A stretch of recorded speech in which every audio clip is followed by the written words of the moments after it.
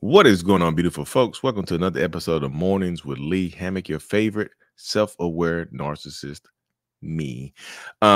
Today's episode, we're going to be talking about communicating with a narcissist, different ways of communicating or not communicating with a narcissist or a toxic person, right? Because today we're going to discuss no contact, Grayrocking, and Yellowrocking and whatnot, because not everybody's situation is going to be the same. So different situations require different levels of contact or, lack of contact and whatnot. So before we hop into today's episode, y'all make sure, if you haven't already, check out joining my group, my community called my support group called the Mental Healers. You can find more information here at courses.mentalhealness.net. Check it out, and whatnot. A lot of people in there talking, chatting, connecting with each other, and all that other good stuff. But yes, narcissistic people, y'all, toxic people. Oof. How to communicate with one? How do you do this in an effective way? I just had a one-on-one this morning with a lady, and she was talking about how she is trying to go no contact in the same household, and I was like, that's very, very difficult. It's very difficult to go no contact with someone you have to see all the time. Someone you have to sometimes you have to communicate with this person. It could be your parent, it could be your sibling, it could be your husband or wife that you actually live with, and y'all have kids and businesses together and things of that nature. It could be your boss. You know what I'm saying? It's hard to go no contact. Could be somebody that works next to you on an assembly line or in the office. Y'all sometimes communication is necessary, So I tell people you have to look up different forms of communication because not everybody can go no contact. No contact is supposed to help you heal. No contact is just what it sounds like, y'all. No contact is exactly what it sounds like. No contact, no access, not responding. They're blocked everywhere. It's just like we don't have to communicate. So why are we? No contact is the best to help you heal and then moving forward, of course. But there's a level of detachment that comes with no contact. Like you don't. Is it possible to go no contact with somebody that you live with? Yeah, it's a possibility, but that requires a lot of emotional energy. It seems like you're removing the energy, but removing energy also requires energy. You can't just open the door and let it out, So removing energy requires the usage of energy as well. So there's just something you have to consider, something you have to think about in this scenario, in these situations and whatnot. So when you're communicating with the narcissist or not communicating with them, no contact is supposed to help you heal and break the trauma bond and things of that nature, in order to, just be able to live your life in a healthier way down the road, right? That's the way it should go. That's the way it's supposed to go and whatnot. So dealing with this type of person, dealing with this type of mindset, you have to understand that like going no contact is optimal, but let's just be realistic. It's not possible for everybody. So people who can't go no contact, they typically look up, they hear of the Grayrocking method, right? Grayrocking is just how it sounds. It's a method of low communication when you can't go no contact with somebody. Like Grayrocking, can it be used effectively? Yeah. It's like removing the emotional energy from the conversation, from the communication. Grayrocking is just like it sounds. Describe a gray rock that you pick up in a driveway.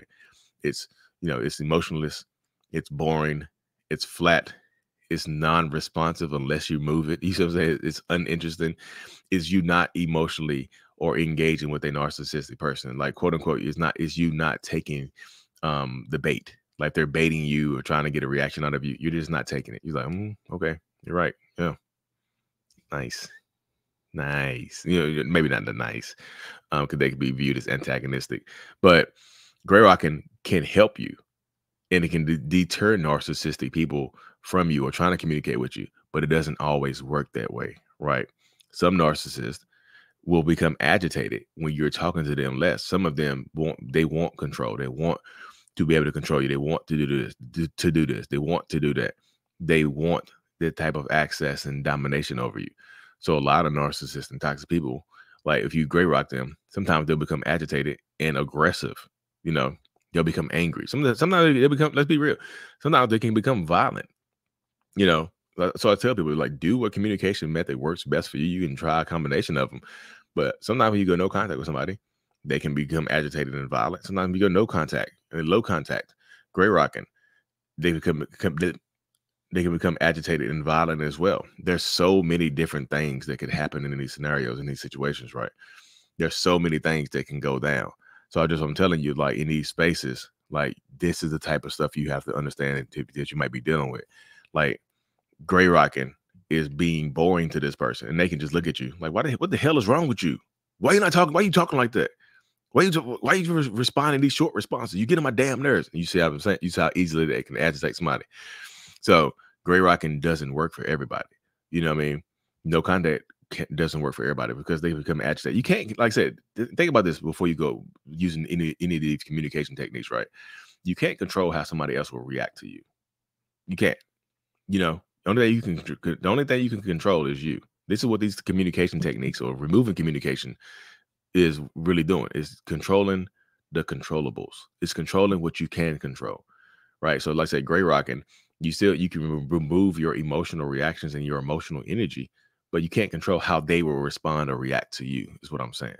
You know, you want to do, like saying Grayrocking is not a long-term technique because, you know, even speaking to the lady I spoke to this morning, even she was saying, it makes me feel empty.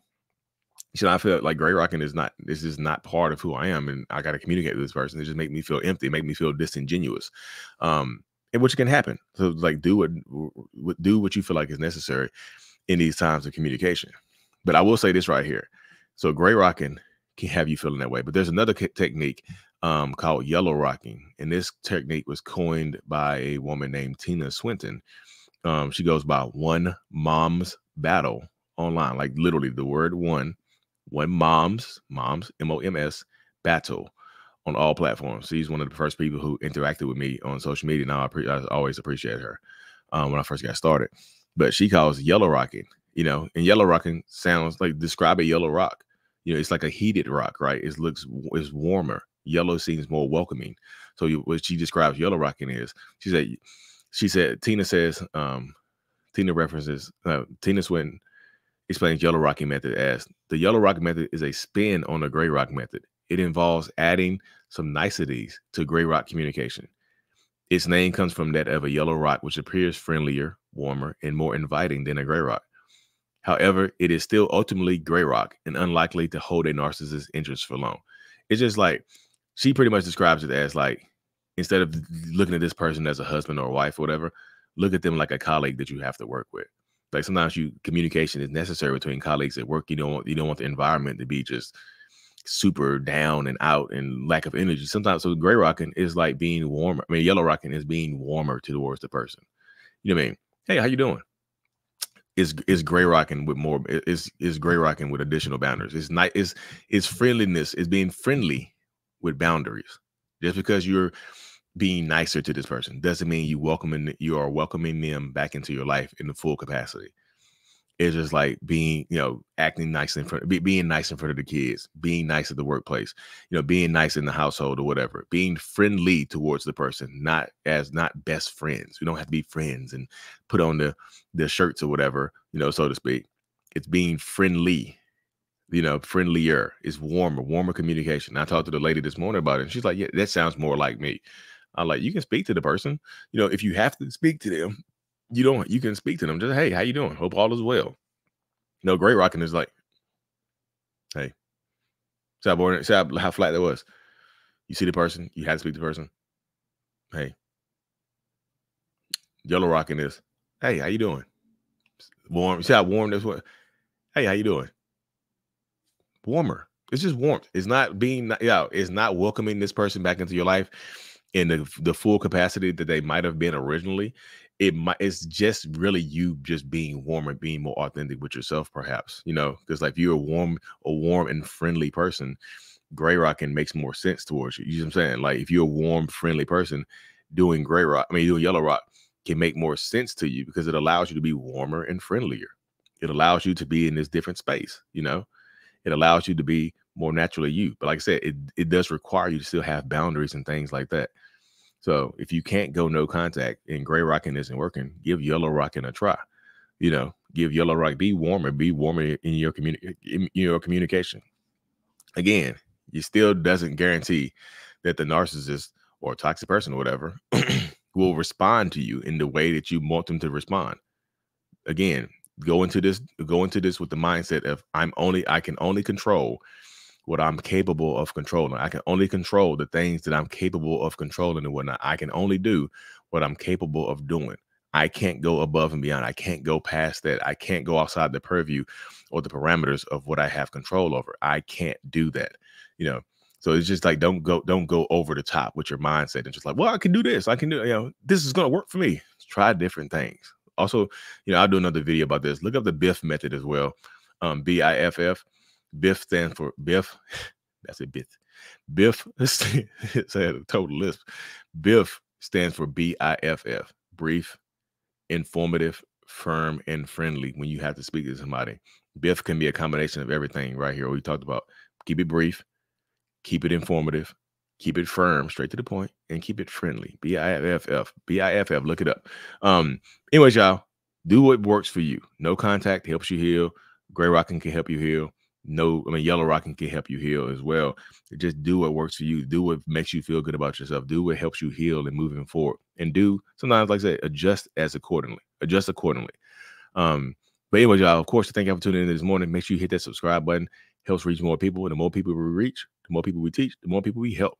Thank you guys so much. Mental Healness is out. Peace. Thank you so much for making it to the end of my video. I am extremely grateful for you. Have no idea. If you haven't already, make sure you go ahead and subscribe to the channel. Helps reach more people. And click on the screen to watch another video or to browse through another playlist. There's also a link on the screen to check out my courses and my support groups to help you heal and understand what you've been through. Thank you so much again. I will see you in the next video.